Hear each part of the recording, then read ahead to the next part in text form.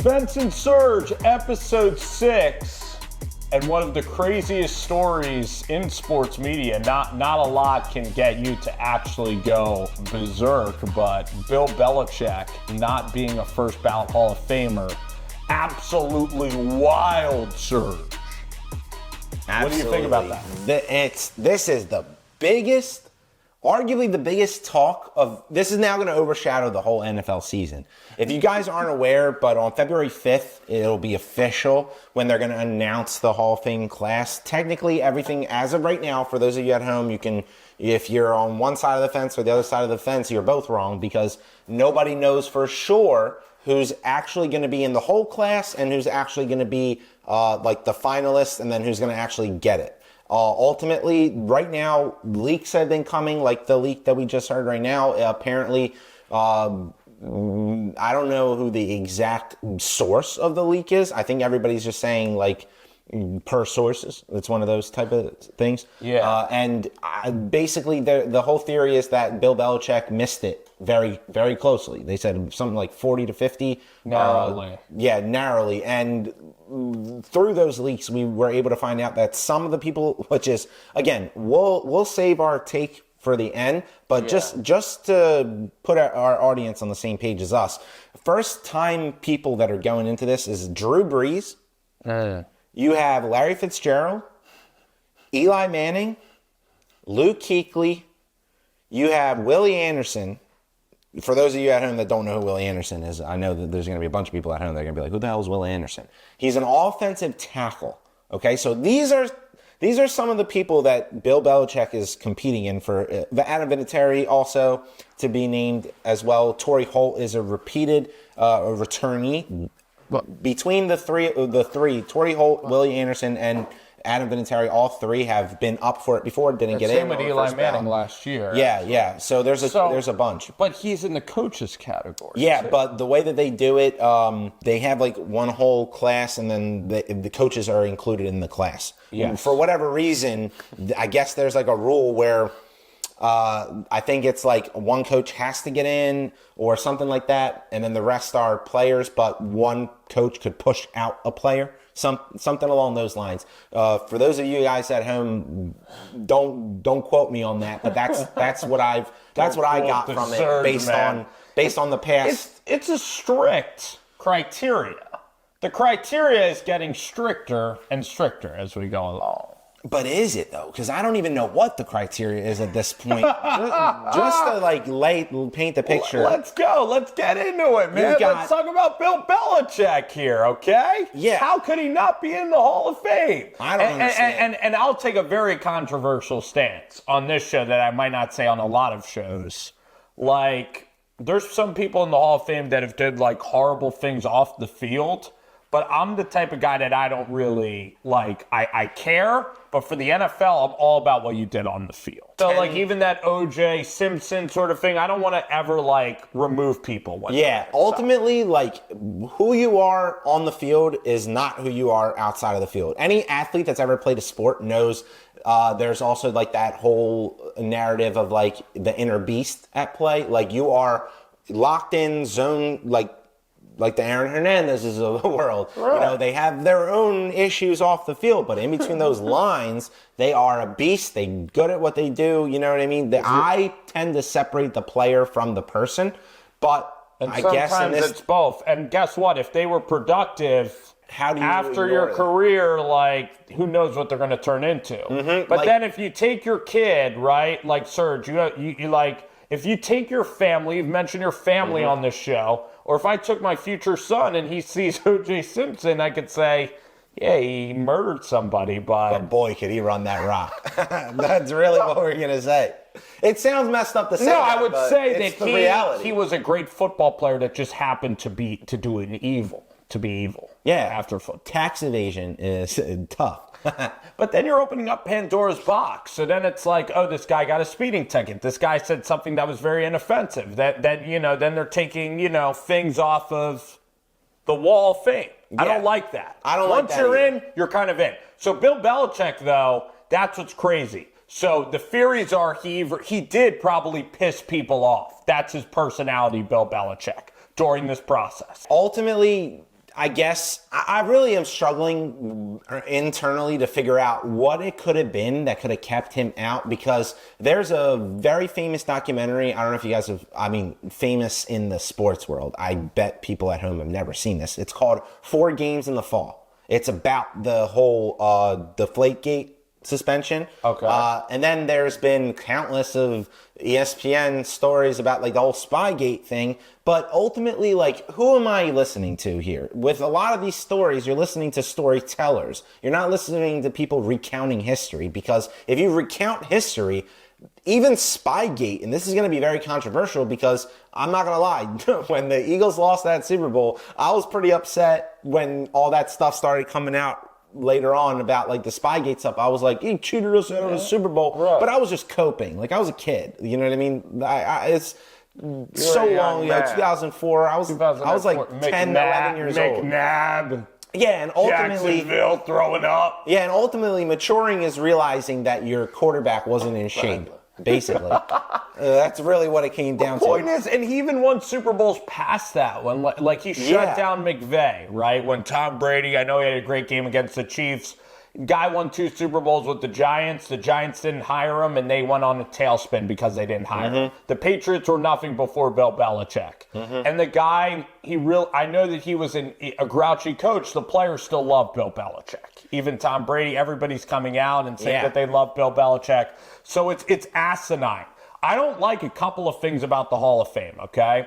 One, the thing that really irked me incredibly about the Hall of Fame was Roger Goodell made one of the most to me it was tone deaf, and I hated this. You might call this a little like kind of problem that kind of got me triggered, but he put in a rule that each Hall of Fame speaker could only have 5 minutes to speak. I hate that. because of TV ads, and they fought the crowd, or the people viewing would get bored. F that. This is the greatest moment of your freaking life. If Brett Favre wants to talk for 2 hours bumbling, do it, you know? All because of a TV ad? So then I'm like, F that. Yeah. That's what I hated. The Shador and the Pro Bowl thing is funny. That gets thrown at the Hall of Fame. I'm less triggered by that. I think the Pro Bowl is a freaking carnival show. It's a flag football game. I don't really care.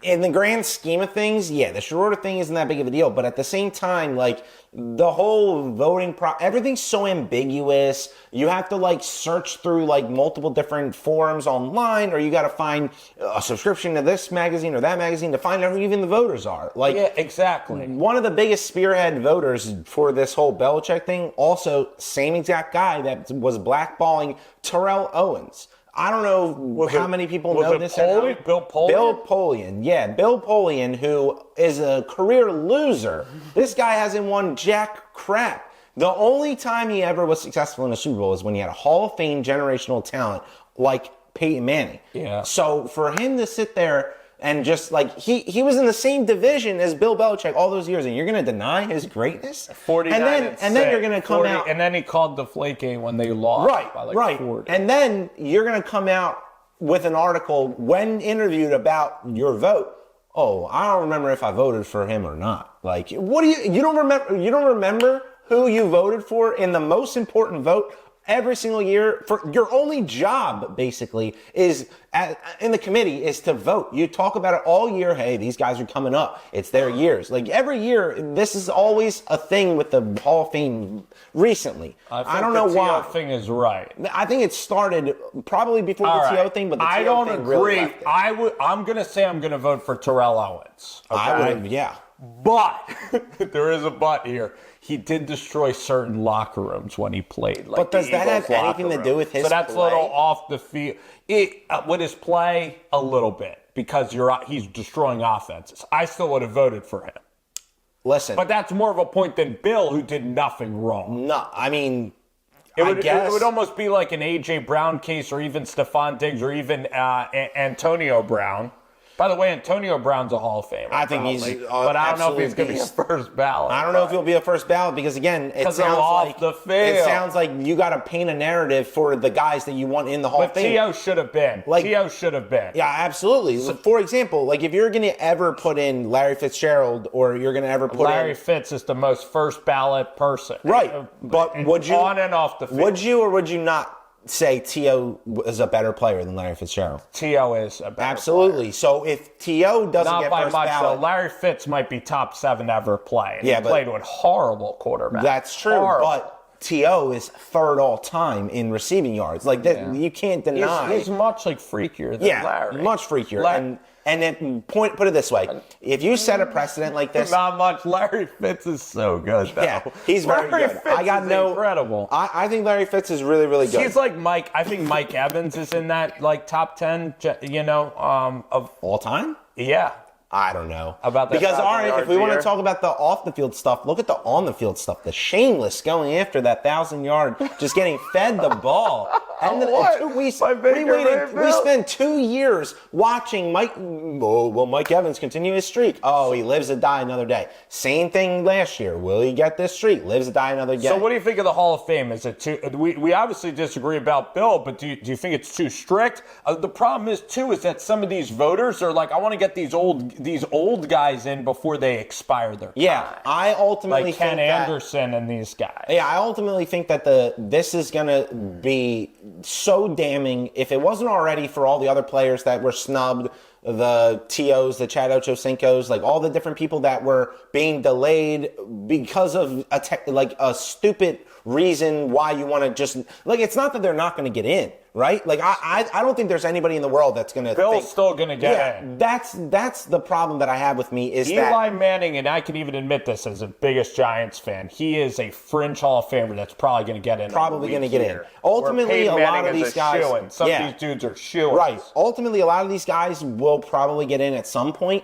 but there's something to be said about being a first ballot, and That I think is that they just special. wanted to deny Bill Belichick that first ballot thing for all of the reasons that they make up. Because again, none of that has anything to do Let's with talk your about the stuff. rest of these guys. As much as this might even be a compliment to Jason Witten. I think that I think you probably hated Jason Witten the most. Like he's up there in terms of. I hated him, but he was a great player. Because he's so damn good. He's a first ballot guy, Jason Witten, to me. Consistent. That's a tough one. He's not a shoo-in. I don't think first ballot only because Shannon Sharps, the world, all of the Witten. Tony Gonzalez. There's so many Kelsey. tight ends that have been much better than him even since he's been gone, let alone like he had all the offenses in the world back when he was there. He had what people call a great quarterback in Tony Romo. Where he stacks in all of this, again, another question Do you think mark. Gore or Kuechly is high? I think that again, based on this, I have a hard time now with this Bill Belichick thing. I can't find anybody that's who qualifies? Who can qualify? If the third all-time I winning will head admit coach, Kuechly didn't play a long time, and I know it's because of concussions. I like Frank Gore. I love how he played such a long time. I like longevity. I for a mean, Hall of Fame. Frank Gore was the epitome of just Longevity. consistency. I love it. Absolutely. Like Terrell Davis is in the Hall of Fame. And he I've got met a Terrell short- Davis. yeah. He's a good guy. He's friends with my uncle, Terrell Davis. He's He had a friends with my short family. prime. Short prime. Yeah, exactly, where Frank Gore is an Iron Man. Iron Man. So the Hall of Philadelphia Fame, Eagles legend. by the way, like there's protests going on for football or anything in general. I think that there should be a protest actually in Canton. Yeah, for Bill Belichick. I really think for real. If there's one guy We that should you go lay down protest. and like, yeah, you all fight for, it's Bill Belichick. He is the all-time. He is third all-time winningest. He's the all-time winningest in playoffs. He has 8 total Super Bowls, 6 as a head coach. That's more than some franchises. This is Eagles and Giants fans talking. Yeah. I'm an Eagles fan. Yeah. I lost a Super Bowl against them, won a Super Bowl Beat against Bill them. Belichick and hated the Patriots. And the reason why it was so great, why we beat them, wasn't just that we had a backup quarterback. It was that we denied probably the greatest quarterback performance of all time, that ring. 500 yards. 506, Two was it? GOATs. Probably the two best to ever do it on one team. Vrabel. You had all the guys that were that like played the biggest role in the successes for Belichick are guys that they were overlooked. They were guys that, Oh, the players. all of them. Yeah, Vrabel, when he was coming out. The coaches, ironically, and we could talk about Bill for another hour. Yeah, they're mixed. This almost makes Bill more special. It's almost like Saban. Yeah. Patricia. Yeah, failed by himself. The guy on the Josh Jets. McDaniels The guy failed McDaniels by himself as a head Matty coach. Patricia. Well, Cornell, not very good. Who was the guy who's on? Who was the Cleveland Browns and the Jets? Like Cementi or something? Oh man, I forgot the O coordinator's name. Mangini. Oh my God, Eric. You said Jets. You should have also mentioned Giants because he was on that staff with them as well. Okay, on the Giants. Okay, but that's it. About Hall of Fame total joke. We'll be protesting. Yeah, absolutely. Everybody should be having a pitchfork. It's an absolute shame. Pitchforks. Let's go.